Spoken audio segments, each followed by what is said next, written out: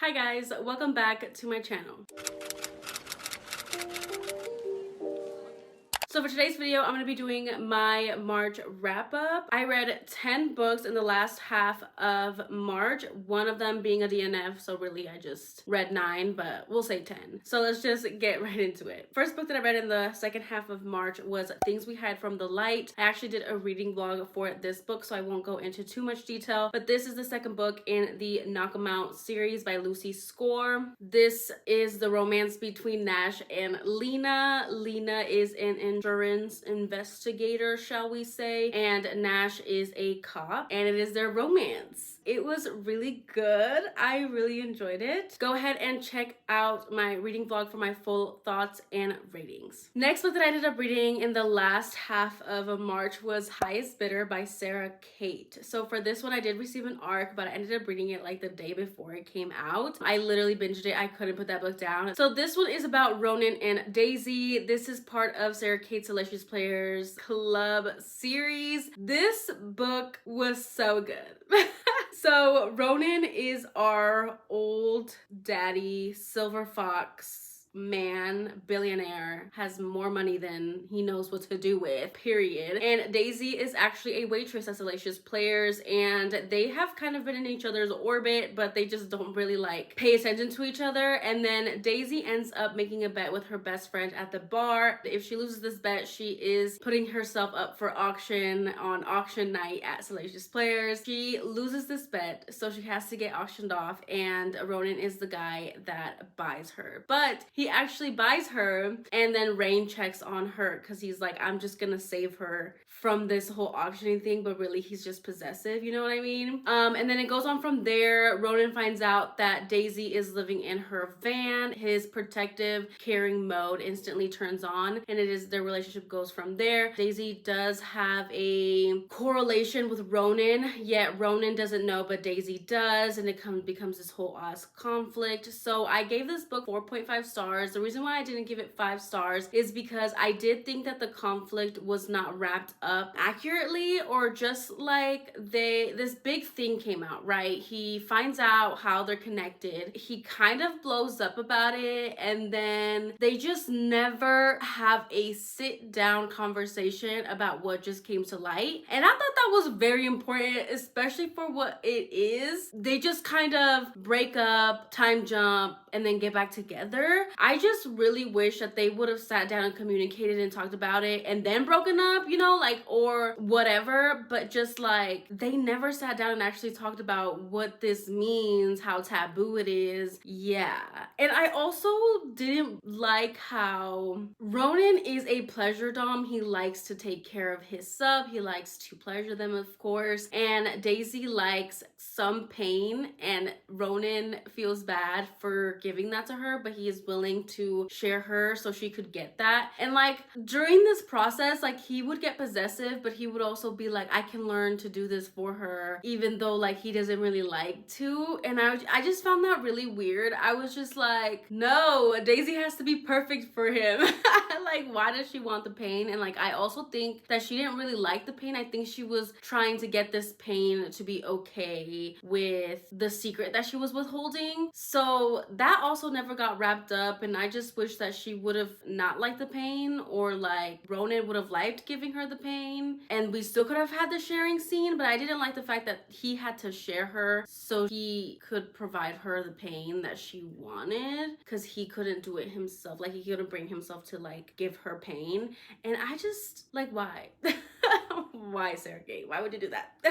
I just basically wish they would have communicated more about the third act conflict, and I do wish that Daisy would have been like a perfect for Ronan, and Ronan would have been perfect for Daisy, like their interest and kinks lined up a little bit better. And yeah, but overall, it was smutty, it was hot, it was so good. The dirty talk was there, the trip to Paris, just the way that Ronan takes care of Daisy. Like I need me one of those.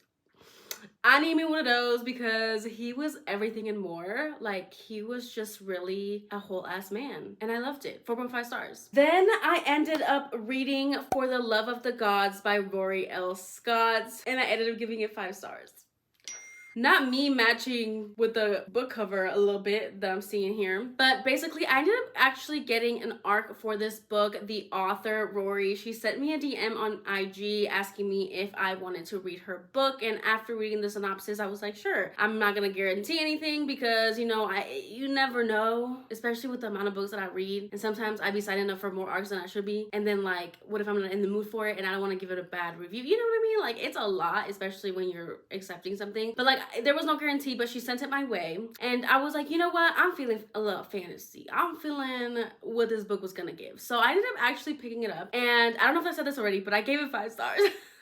It is Lady Hades. So Hades is actually the heroine. Her name is Rose, Lady Hades. And then we have our hero, Dominic. He is Lord Pluto. This is a god retelling, obviously, as you can see. This is a different world. This is like a modern retelling. It was a lot modern than I thought it was going to be. It's kind of a little bit magical, fantastical. It is a forced marriage of convenience, and it is best friend's brother. So this took me by surprise. This was not anything that I thought it was gonna be, but I ate it up. I don't know if it was the mood that I was in. I don't know if this book is just that good, which I think is just that good. I think she did such a good job with this book, especially for it being her debut novel. Ate this book up. Oh my god, I'm just remembering like how this book opens up.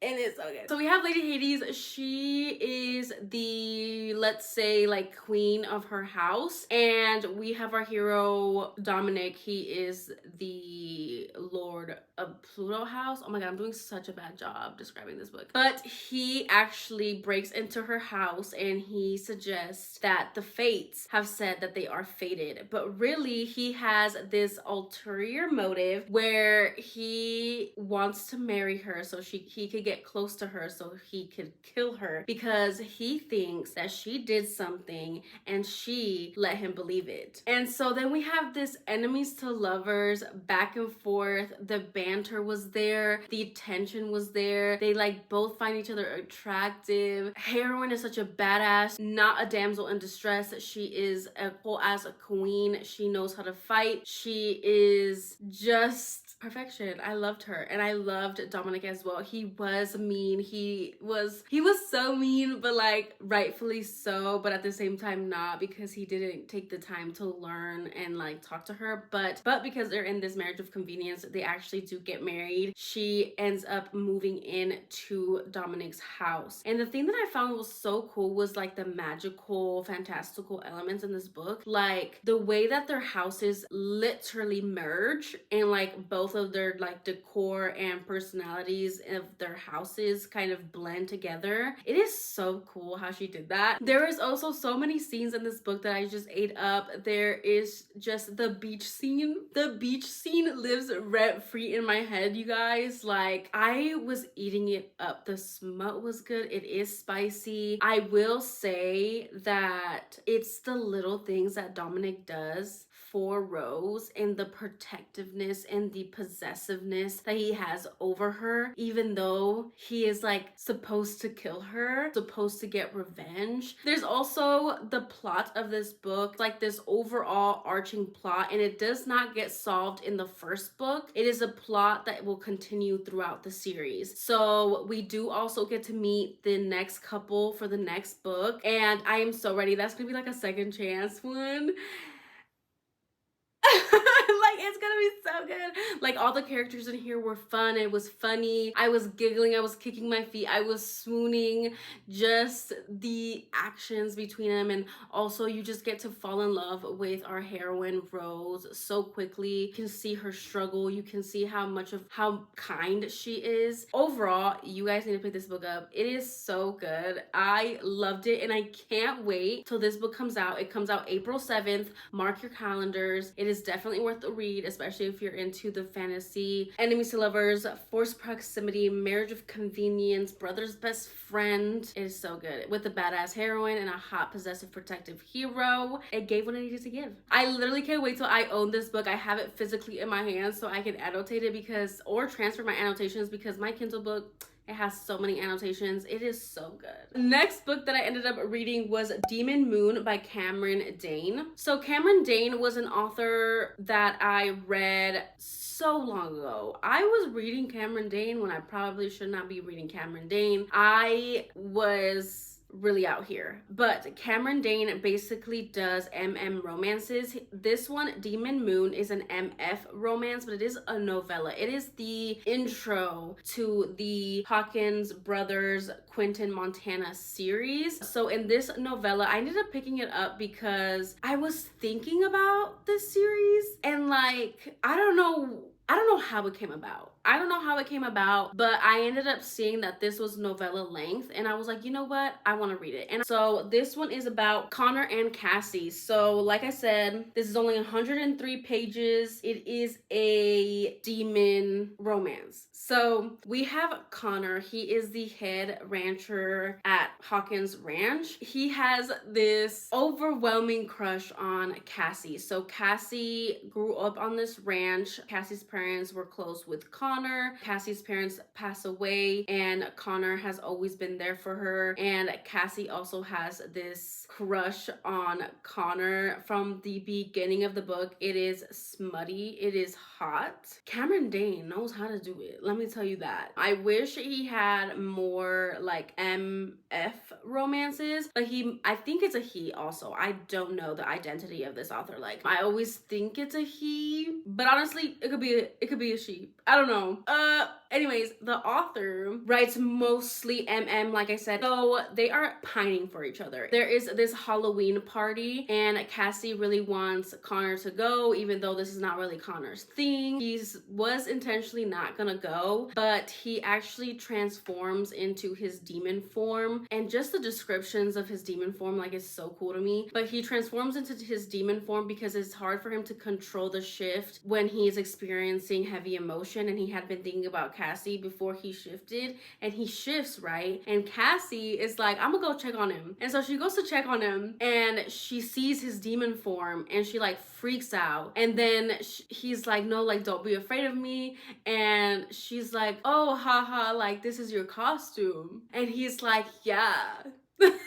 So he stays in his demon form, and she's like, okay. And they go to this Halloween party, and he is just so jealous and like so protective, a little bit toxic. And then she's talking to this guy at the Halloween party, and he's like saying all these things, and he actually ends up, you know, virgin heroin in the party in a room. It's so good. And it all kind of comes out that he's really a demon, and then she thinks that he was only with her because there is this ritual that can only happen on Halloween night when there's a full moon, so he can fully turn into a human. She takes it the wrong way, but then like they kind of resolve it, and it is just so smutty.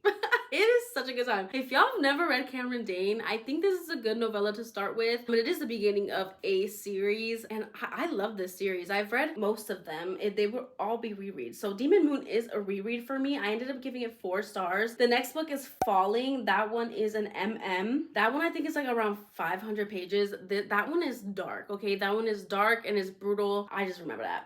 Cate is an Oh yes! He has Ride by Cameron Dane is an MF. I remember that one. That one is good too, y'all. Ugh, they're all so good. They're all so good. Quick to the Hunt by Cameron Dane. That one will break your heart. That one, I'm pretty sure when I first read it made me cry. That one is brutal. Anyways, me going down my early Cameron Dane days. That is so crazy. I do want to reread this whole series, not gonna lie. When will I do this? I don't know, but I had such a great experience reading Demon Moon, and I definitely recommend it. 4 stars. I loved it. So then I read Wed to the Ice Giant by Layla Fae. I actually saw this on Janet from the Book Refuge's BookTok video, and honestly, look at this cover. Look at this cover. This cover alone made me want to read it. And then I found out it was a novella, and I was like instantly gonna read it right now. So this one is basically, there is a system, program, organization that takes your DNA and matches you to a human that would be the most compatible to you. So our ice giant, what's his name? I cannot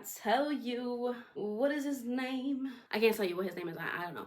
Our ice giant, the race that he is, an ice giant. His people, he is the king. His people have very limited females, and these females, because there's so little of them, they will get with an ice giant male and they choose to reproduce with said male, and then once they have the baby, they leave the baby with the guy. The females go and find a different male, like they leave, right? So our ice giant, our hero, he had a female, but his brother took her from him, and he is just like so devastated. He's so sad. He's like, I want a mate for me. Like, he wants one person for himself where he knows that nobody can take her from him, not his brother and not his people, right? So he submits his blood and he gets matched up with this human woman, our heroine, which I'm so sorry, I'm so bad with names. I cannot think of her name. Our heroine, these human women sign up to this organization because they are so poor. There is literally nothing else that they could probably do to either provide for themselves or provide for their family. Like, there is too many mouths to feed, like there is little room. Our heroine is one of these women. So she ends up signing up for this organization because she wants to unburden her brother and sister. She is the oldest, so she's like goes through this so that they can send the money back to her family and they can be taken care of. This was really good. This was really smutty, really possessive. You guys like size difference, this is the one for you. This one, on the size difference, let me just tell you, there's a lot of oil going on, and he is an ice giant, and she is a human woman. Literally, when I was reading this, I was reading this on my I was reading this on my iPad, and I just kept reading and I kept reading, and I in my head could not physically picture the size difference. And like the way that the author would say, like, oh, her head barely reaches his waist, I was like, wait a goddamn minute. And so I pulled up a note and I drew stick people, and I was like, okay, well, if this is our ice giant, right, and she's barely reaching his waist, let's say she reaches his waist, okay, I drew her head at his waist and then, you know, did a stick person, and I was just like, wow, she is tiny, like tiny.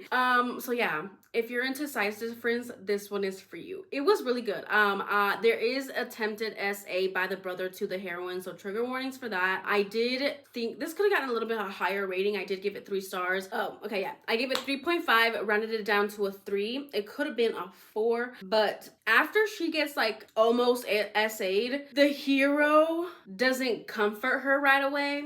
He kind of goes out to his people and banishes his brother because he dared to touch his female. And like, there's a law, so he has to make it known to the people. But I felt like he could have comforted her before he did this whole speech and banished his brother. Like, he could have had his brother locked up and he could have taken care of the heroine. But that's just me. I think there was a missed opportunity here for a caretaking scene. But I guess he doesn't really take care of her after the fact either. They kind of just like get it on one more time before the novella is over. So yeah, 3.5 down to 3 stars. I enjoyed it. I wish some things were different, but overall really good. Like I said, it was fun. It was fun, good old time. So then I ended up picking up Wed to the Minotaur. This is the second book in this like Arranged Monsters Mates series. It's all done by different authors. So this one is Wed to the Minotaur by Ember. This one I gave 2 stars to because I DNF'd it at 68%. It was the writing for me. Like it was the writing for me. Plus I also found our heroine to be like scared to go to this organization and like meet her mate, but once she gets there, she's like instantly in love and not scared anymore. And then she's like really needy, and I didn't like the writing and I wasn't enjoying it. And it was a novella, so I was like, you know what, DNF, I don't want to keep reading this. I'ma just not finish it, you know. Then I read Wed to the Wolfman. This is the 3rd one in the Arranged Monster Mates series. This is by Cara Wylde. This one I gave a solid 3 stars to. I really like this one. It was a werewolf one, so I really enjoyed it. There is nodding in this one, like low-key nodding. So our hero ends up signing up to the organization so he can get a mate and find his fated mate, because he is like, his whole pack is in trouble with a different pack because he had trusted somebody in his pack, but then he had to banish them, but they joined a different pack, so now they're like know all this information about his pack, so he needs to protect his pack, and by protecting his pack, he has to become stronger, and when he finds his mate, he is stronger, like he becomes stronger, and it better to protect his pack. So that is one of the reasons why he signs up for this organization, this agency, to be stronger and to finally find his mate. So I really like this one. I like the whole fated mates aspect. I love that he was a werewolf. He was really worshiping. There is size difference in this one as well. The smutty was a good time. I enjoyed it. It was good. After that one, I ended up picking up Rafe by Rebekah Weatherspoon. This one, I think my cover is dirty. This one was actually a physical book that I ended up reading. I actually read it on my Kindle. I did buy it. I did buy the Kindle so I could read it on my Kindle. But I did own it physically and I wanted to show you guys, but yeah. Scratch one off of my physical TBR. Yay me. Anyways, I will put the picture up on the screen because I'm not gonna hold that. I love this cover. I love this cover. This is why this book was on my wish list. Like, look at that man. Like, he is so fine. So basically, like the book cover says, it is a buff male nanny romance. So we have our heroine, Dr. Sloane Copeland. She is actually left high and dry by her current nanny because she ends up leaving and leaves her twin daughters at home by themselves until she gets home from literally being a cardiothoracic surgeon. I don't know why I said that like that. I'm getting a little too sassy. Anyways, so she needs a nanny ASAP, and Rafe actually comes recommended to her by a lot of people. And Rafe actually had just gotten out of his last nannying job because that family that he was with moves to Australia, and he has to decide whether he wants to move with them or stay where he's at, and he ends up deciding to stay. He is just in this place where he's feeling kind of unfulfilled, like he likes to nanny, but he's kind of wanting more. And he ends up taking this job, and instantly he searches and does his research on who Dr. Sloane Copeland is, and he instantly finds her attractive, but they do set up a meeting. I loved the whole way that this whole nannying process went. I think the way that Rebekah Weatherspoon came about it was very professional, and I liked it.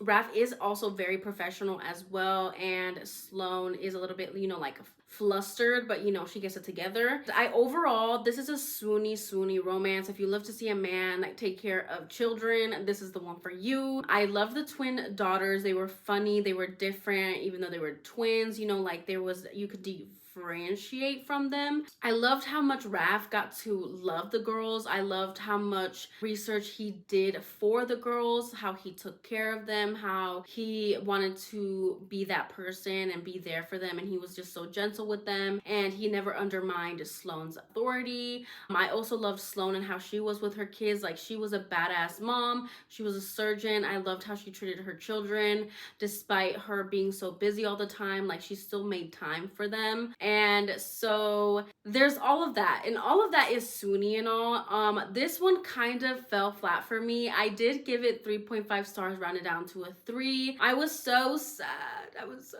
sad. Just because I didn't feel their romance. I was kind of told their romance. Like, I believed their romance. Like, I saw it happening, but I just didn't feel it. Like, Rafe, low-key, he was very, like, broody and, like, icy on the outside, but on the inside, you get to see how he's feeling about Sloane and all, and how much he starts to care for her, but, like, you can't really see that from the outside. Like, I don't know what it was. I did read this, like, the 29th of March. I don't know. It's been a couple of days, girl. So I can't fully, like, remember, like, what it was about it, but it was the relationship for me. Like, I didn't feel it. Like, I guess I believed it, and there was cute moments, it was smutty moments, but he was too stoic for me. Like, where was the emotion, I guess is what you could say, that I was lacking. Also, the writing kind of also sometimes threw me off. For example, there's this one time where Sloane calls Rafe a bitch. She's like, hey bitch, or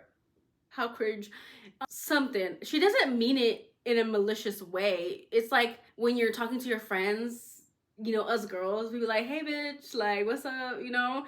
But her, like, she did it with her mans. Not her mans at the time, but, you know, she said it to her mans. And I was just like, I had to read that like 5 to 10 times. I was like, wait a minute, did this really just happen? Like, it took me out of the story. So, I don't know. Is Rebekah Weatherspoon for me? I don't know. Overall, I hella enjoyed it. 3.5 stars. The spice was really good. And it was just so swoon worthy. Like, I found myself smiling a lot in this book because of Rafe. And like, he's just a tattooed ginger biker man. And he's so hot for that. And he just takes care of Sloane's girls so well. Like, if you want something for the ovaries, this one's for you.